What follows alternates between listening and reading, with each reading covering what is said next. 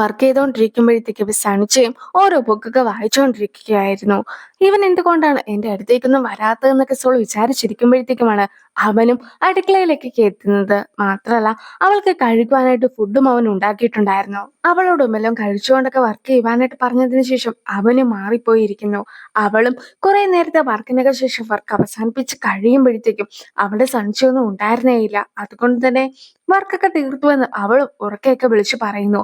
പലതവണ വിളിച്ചു പറഞ്ഞിട്ടും അവനെ കാണാതെ ആകുമ്പോഴത്തേക്കും അവനെ അന്വേഷിച്ചുകൊണ്ട് അവളും അകത്തേക്കൊക്കെ ചെല്ലുകയാണ്. വർക്കൊക്കെ ചെയ്ത് തീർത്തു എന്ന് അവന്റെ അടുത്ത് പറയുമ്പോഴത്തേക്കും അവനും അവളുടെ അടുത്തേക്കായിട്ടൊക്കെ ചെല്ലുന്നു. പക്ഷേ അവൻ കിസ് ചെയ്യുമെന്നൊക്കെ വിചാരിച്ച് അവൾ നിന്നു കൊടുക്കുന്നുണ്ടെങ്കിൽ പോലും അവളുടെ ചുണ്ടിലുണ്ടായിരുന്ന ബ്രെഡിന്റെ കുറച്ച് പൊടിയൊക്കെ തൂത്തു കളയുകയായിരുന്നു അവനും. മാത്രമല്ല, നിന്നെ ഇപ്പോൾ തന്നെ വീട്ടിലൊക്കെ കൊണ്ടേ ആക്കിയേക്കാമെന്ന് പറഞ്ഞ് അവന് പോകുമ്പോഴത്തേക്കും ഇത്ര പെട്ടെന്ന് പോകുവാനായിട്ടൊക്കെ അവൻ എങ്ങനെയാണ് തോന്നിയതെന്നാണ് അവളും ചിന്തിക്കുന്നത്.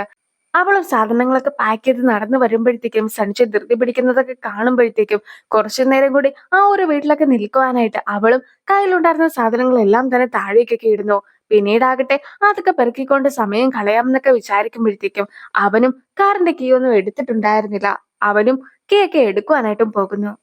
വളരെ കഷ്ടപ്പെട്ട് വർക്കൊക്കെ വേഗം തീർത്തതല്ലേ, അങ്ങനെ ഇരിക്കെ ഇന്ന് ഇവിടെ നിന്നൂടെ എന്നൊക്കെ അവനും ചോദിച്ചുകൂടായിരുന്നു എന്നൊക്കെ സോൾ ഓർക്കുന്ന സമയത്താണ് നീ ഇന്നിവിടെ നിക്ക്, നാളെ പോയാൽ മതി എന്നൊക്കെ സഞ്ജയ് പറയുന്നതും അവൾ കേൾക്കുന്നത്.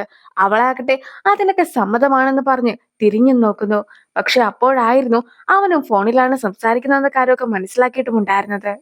സോളും മൊത്തത്തിൽ ചമ്മിയതിനു ശേഷം അവിടെ നിന്ന് പോകാനായിട്ടൊക്കെ തുടങ്ങുമ്പോഴത്തേക്കും നീയല്ലേ ഇവിടെ നിൽക്കാമെന്നൊക്കെ പറഞ്ഞത്, പിന്നെ എന്തിനാണ് പോകുന്നതെന്നൊക്കെ സൺഷയും അവളോട് ചോദിക്കുന്നു. അവളാകട്ടെ ഒരു തെറ്റിദ്ധാരണ മൂലം പറഞ്ഞു പോയതാണെന്നൊക്കെ പറയുമ്പോഴത്തേക്കും ഇന്നിവിടെ നിൽക്കാമോ എന്നൊക്കെ ഞാൻ ചോദിക്കുകയായിരുന്നെങ്കിൽ നീയും നിൽക്കില്ലായിരുന്നോ എന്നാണ് അവനും ചോദിക്കുന്നത്.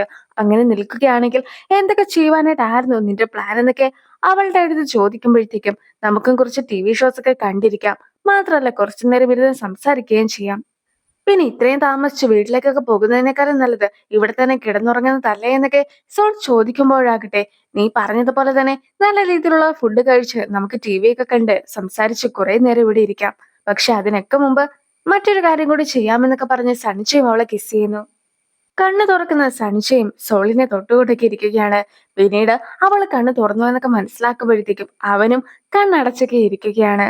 മാത്രല്ല, സോളും സണിച്ച ഉറങ്ങുകയായിരിക്കുമെന്നൊക്കെ വിചാരിച്ച് അവന്റെ ദേഹത്ത് ലൗച്ചിനൊക്കെ വരച്ചും വെക്കുന്നുണ്ട്. പക്ഷെ സണിച്ചയും അതൊക്കെ കണ്ട് ഞാൻ ഉറങ്ങിയിട്ടില്ലായിരുന്നു എന്നൊക്കെ അവളുടെ അടുത്തും പറയുന്നു.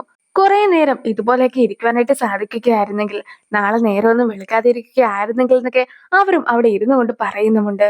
സോളിന്റെ കണ്ണിലേക്ക് തന്നെ അവൻ നോക്കി കഴിയുമ്പോഴത്തേക്കും എന്റെ കണ്ണിൽ എന്തെങ്കിലും ഉണ്ടോ എന്നൊക്കെ സോളും ചോദിക്കുന്നു. അവനും ഉണ്ടേന്നൊക്കെ പറയുമ്പോഴത്തേക്കും അവളും ഞെട്ടി എന്താ ഉള്ളതെന്നൊക്കെ നോക്കുകയാണ്. പക്ഷെ നിന്നെ കാണുവാൻ വളരെ ഭംഗിയാണെന്നായിരുന്നു അവന്റെയും മറുപടി. ഇതെല്ലാം തന്നെ ഒരു സ്വപ്നമാണോ എന്ന പേടിയാണ് എനിക്കുള്ളത്. വീണ്ടും പഴയതുപോലെ പാസ്റ്റിലേക്കൊക്കെ കടക്കുവാനായിട്ട് നിനക്ക് സാധിക്കുകയാണെങ്കിൽ, നീ വീണ്ടും പാസ്റ്റൊക്കെ മാറ്റിമറിക്കുകയാണെങ്കിൽ എല്ലാം തന്നെ ഇല്ലാതാകുന്നതായിരിക്കുകയില്ല എന്നൊക്കെ സഞ്ജയ് ചോദിക്കുമ്പോഴാകട്ടെ ഇനി ഒരിക്കലും അങ്ങനെ ഒന്നും തന്നെ നടക്കുകയില്ല. അല്ലെങ്കിലും ഇപ്പോൾ എന്റെ കയ്യിൽ വാച്ചൊന്നും ഇല്ലല്ലോ, പിന്നെ എങ്ങനെയാണ് അതൊക്കെ സാധ്യമാക്കുക എന്നൊക്കെയാണ് സോളും ചോദിക്കുന്നത്. അങ്ങനെയിരിക്കെ സഞ്ജയും തനിക്ക് ആ ഒരു വാച്ചൊക്കെ നഷ്ടപ്പെട്ടു പോയിട്ടുണ്ടായിരുന്നു എന്ന കാര്യമൊക്കെ തുറന്നു പറയുന്നു. അല്ലേലും ഞാൻ $3000 ഒന്നും കൊടുത്ത് ആ വാച്ച് മേടിക്കേണ്ടതായിട്ടില്ലായിരുന്നു. നിന്റെ പിറകെ നടന്ന് ആ വാച്ചൊക്കെ മോഷ്ടിച്ചാൽ മതിയായിരുന്നു എന്നാണ് അവളും ഓർക്കുന്നത്. അങ്ങനെ ഇരിക്കെ ആ ഒരു വാച്ചൊക്കെ മുത്തശ്ശിയുടെ കയ്യിലാണ് ഉള്ളത് എന്നൊക്കെ കാണിക്കുന്നു. ഇപ്പോൾ എല്ലാ കാര്യങ്ങളും നല്ല രീതിയിൽ തന്നെ അവസാനിച്ചല്ലോ. അതുകൊണ്ട് തന്നെ മുത്തശ്ശിയും ആ ഒരു വാച്ചൊക്കെ ആദ്യമായിട്ട് സോൾ ടൈം ട്രാവൽ ചെയ്ത ആ ഒരു സ്ഥലത്തേക്ക് ഉപേക്ഷിച്ചതിന് ശേഷം അമ്മയുടെ ഒപ്പം പോകുന്നു. രാവിലെ പല്ലും തേച്ച് കുളിച്ച് റെഡിയായി സോളും ഓഫീസിലേക്കൊക്കെ പോകാനായിട്ട് തുടങ്ങുമ്പോഴത്തേക്കും സൺഷയും അവൾക്ക് വേണ്ടി ബ്രേക്ക്ഫാസ്റ്റ് ഒക്കെ ഉണ്ടാക്കിയിട്ടുണ്ടായിരുന്നു. പക്ഷെ അതൊന്നും കഴിക്കുവാനായിട്ട് പോലും അവൾക്ക് നേരം ഉണ്ടായിരുന്നില്ല. എങ്കിൽ പോലും സോളിനെ നിർബന്ധിച്ച് കുറച്ച് ഫുഡൊക്കെ കഴിപ്പിച്ചതിന് ശേഷമാണ് സൺഷയും പറഞ്ഞയക്കുന്നത്. സൺഷ ഒരു പെൺകുട്ടീനെ ഡേറ്റ് ചെയ്യുന്നുണ്ടെന്ന് പറഞ്ഞ് സൺഷയും സോളും കൂടി നിൽക്കുന്ന കുറച്ച് ദൃശ്യങ്ങളൊക്കെ ആർട്ടിക്കിൾസിൽ വന്നിരിക്കുകയാണ്.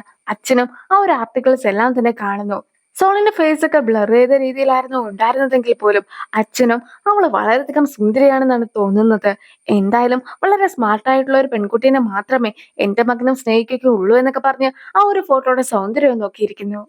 ഇനി സോളിന്റെ അമ്മയും അതേ ആർട്ടിക്കിളൊക്കെ കണ്ടിരിക്കുകയാണ്. വളരെ സുന്ദരിയായിട്ടുള്ള ഒരു പെൺകുട്ടീനെ മാത്രമേ സഞ്ജയ് സ്നേഹിക്കുകയുള്ളൂ എന്നൊക്കെ ആയിരുന്നല്ലോ അച്ഛൻ പറഞ്ഞിട്ടുണ്ടായിരുന്നത്. പക്ഷെ ഈ പെൺകുട്ടീനെ കണ്ടിട്ടുണ്ടെങ്കിൽ തന്നെ ഇവൾ ഒട്ടും തന്നെ സുന്ദരിയല്ല എന്ന കാര്യമൊക്കെ ആർക്കും മനസ്സിലാകുന്നതാണല്ലോ എന്നൊക്കെയാണ് അമ്മയും ഫോട്ടോ നോക്കിയതിനു ശേഷം പറയുന്നത്. സൺജയും സോളിന് വേണ്ടി മോതിരമൊക്കെ മേടിക്കുവാനായിട്ട് നിൽക്കുകയാണ്. ഇൻഹുക്കിന്റെയും മാനേജറിന്റെ കയ്യിൽ മോതിരങ്ങളൊക്കെ ഇട്ട് നോക്കിയതിനു ശേഷം ഏതായിരിക്കും സോളിന് കൂടുതൽ ചേരുക എന്നൊക്കെ അവനും ആലോചിക്കുന്നു. അങ്ങനെയിരിക്കെയാണ് സോളിന്റെ ഫോട്ടോ ഒക്കെ ഇൻഹുക്കിനും അവൻ കാണിച്ചൊക്കെ കൊടുക്കുന്നത്.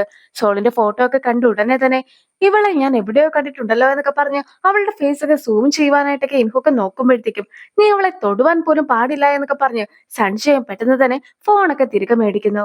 മാത്രമല്ല ഒരു മോതിരമൊക്കെ സഞ്ജയ് സെലക്ടും ചെയ്യുന്നുണ്ട്. അപ്പോഴാണ് ഓൾറെഡി നിന്റെ പേരിൽ ഒരു റൂമറൊക്കെ വന്നു കഴിഞ്ഞിരിക്കുന്നു.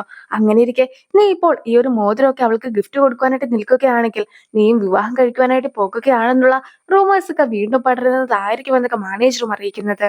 പക്ഷെ അതൊന്നും തന്നെ ഒരു റൂമർ അല്ല, മറിച്ച് ഞാനും അവളെ വിവാഹം കഴിക്കുവാനായിട്ട് പോകുകയാണെന്നൊക്കെ സഞ്ജയും അവരോട് പറയുന്നു.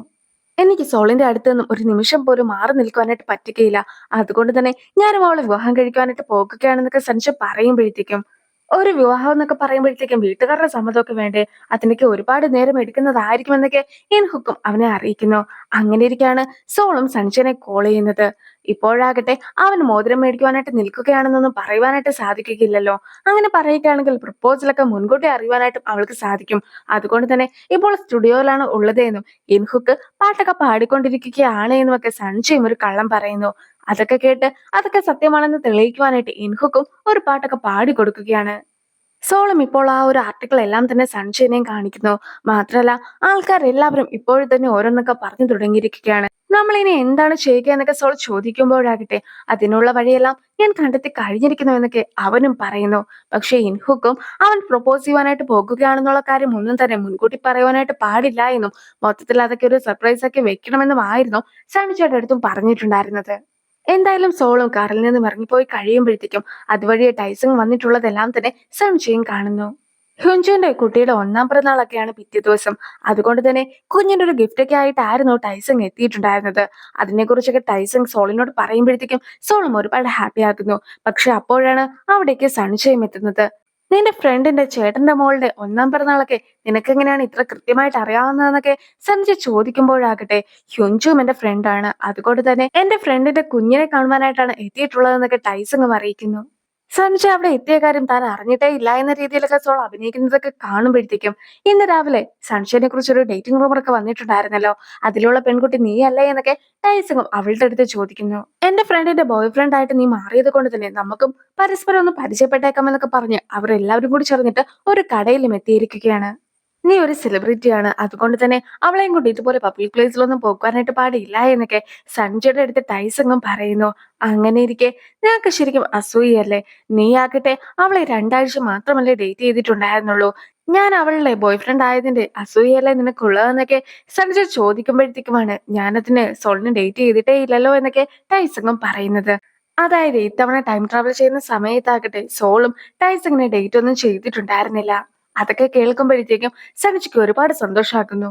നിങ്ങൾ ഡേറ്റ് ചെയ്യുവാനായിട്ട് തുടങ്ങിയിട്ട് എത്ര കാലമായെന്നൊക്കെ ടൈസൺ ചോദിക്കുമ്പോഴത്തേക്കും ഒരാള് 15 വർഷമെന്നും മറ്റൊരാൾ കുറച്ചു നാളായതേ ഉള്ളൂ എന്നും മറുപടി പറയുന്നതൊക്കെ കേൾക്കുമ്പോഴത്തേക്കും ടൈസണും ആകെ സംശയിക്കുന്നു. അപ്പോഴാണ് നീ മരിച്ചാലും നിനക്ക് മറക്കുവാനായിട്ട് സാധിക്കാത്ത ഒരാളുണ്ടെന്നൊക്കെ നീ പറഞ്ഞിട്ടില്ലായിരുന്നോ, അയാൾ ഇത് തന്നെയാണോ എന്നൊക്കെ ടൈസൺ ചോദിക്കുന്നത്. അവള് മദ്യപിച്ച് കഴിയുമ്പോൾ എല്ലാം തന്നെ സഞ്ജയുടെ പേര് പറഞ്ഞ് കരയുന്നത് ടൈസങ്ങും ശ്രദ്ധിച്ചിട്ടുണ്ടായിരുന്നു. അതുകൊണ്ട് തന്നെ അവളെ നന്നായി തന്നെ നോക്കണമെന്നൊക്കെ ടൈസങ്ങും സഞ്ജയോട് പറയുന്നു. ടൈസങ്ങും സഞ്ജയും ഒന്നിച്ചിരുന്ന് മദ്യപിക്കുമ്പോഴാകട്ടെ നമ്മൾ ഇതിനു മുമ്പ് ഒന്നിച്ചതുപോലെ മദ്യപിച്ചിട്ടൊക്കെ ഉണ്ടായിരുന്നോ എന്നൊക്കെ ടൈസങ്ങും ചോദിക്കുകയാണ്. അത് കേൾക്കുന്ന സഞ്ജയും ഇതിനു മുമ്പ് അവർ ഒന്നിച്ചിരുന്ന് മദ്യപിച്ചതിനെ കുറിച്ചൊക്കെ ഓർക്കുന്നു. എങ്കിൽ പോലും അവനെ ഇതിനു മുമ്പ് കണ്ടിട്ടേ ഇല്ല എന്ന രീതിയിലാണ് സഞ്ജയും സംസാരിക്കുന്നത്. സൺഷൈൻ ഇപ്പോൾ ഒരുപാട് മദ്യപിച്ചിരിക്കുകയാണ്. മാനേജറും അവനെ കൂട്ടിക്കൊണ്ട് പോകുവാനായിട്ടൊക്കെ എത്തിയിരിക്കുന്നു. അങ്ങനെ ഇരിക്കെ ടൈസങ്ങും യങ്സുനെ പിടിച്ചിട്ടൊക്കെ ഉണ്ടായിരുന്നല്ലോ, അതിന് ഒരുപാട് നന്ദി ഉണ്ട് എന്നൊക്കെ സൺഷൈനും ടൈസങ്ങിന്റെ അടുത്ത് പറയുന്നു. പിന്നീട് അവർ രണ്ടുപേരും ആ ഒരു വണ്ടിയിലൊക്കെ കയറി പോകുകയാണ്. അത് ടൈസങ്ങും കണ്ടു നിൽക്കുന്നു. ആ ഒരു സീനോട് കൂടി ഈ ഒരു വീഡിയോ അവസാനിക്കുന്നു. അടുത്തൊരു വീഡിയോ ആയിട്ട് ഇത്രയും വേഗം കാണാം. ബൈ.